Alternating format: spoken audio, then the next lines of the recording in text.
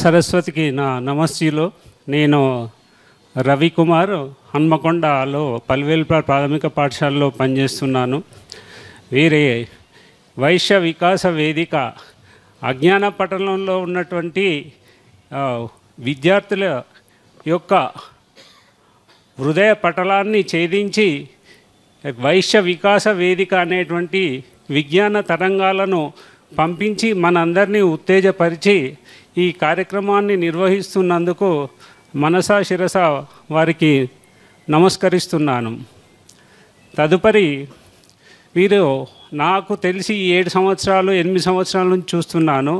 వారి కుటుంబ సభ్యులు కూడా ఇందులో భాగస్వామ్యమై వారి వంతు కూడా చేస్తుంటారు. జనరల్గా మనం ఒక కార్యక్రమం ఇట్లాంటివి నిర్వహిస్తుంటే ఏమవుతుందంటే ఒకరం చేస్తే ఇంకొకరికి అది ఏదో పని మీద ఉంటుంది.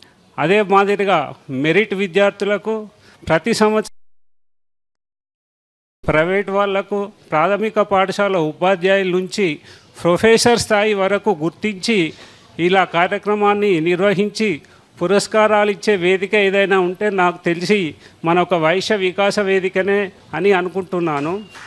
అంటే అది బహుశా మన తెలంగాణలోనే కాకుండా ఇది జాతీయ స్థాయిలో కూడా ఇలాంటి కార్యక్రమం ఎక్కడ ఉండొచ్చు, కానీ నాకైతే తెలియదు.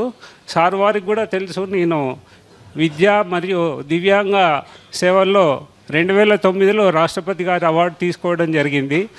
గౌరవ అబ్దుల్ కలాం గారిని కూడా 3 సార్లు కలవడం జరిగింది. మీ యొక్క సూచనలు, మీ యొక్క సలహాలు, అబ్దుల్ కలాం గారు ఇండామిటబుల్ స్పిరిట్ అనేటువంటి ఒక పుస్తకంలో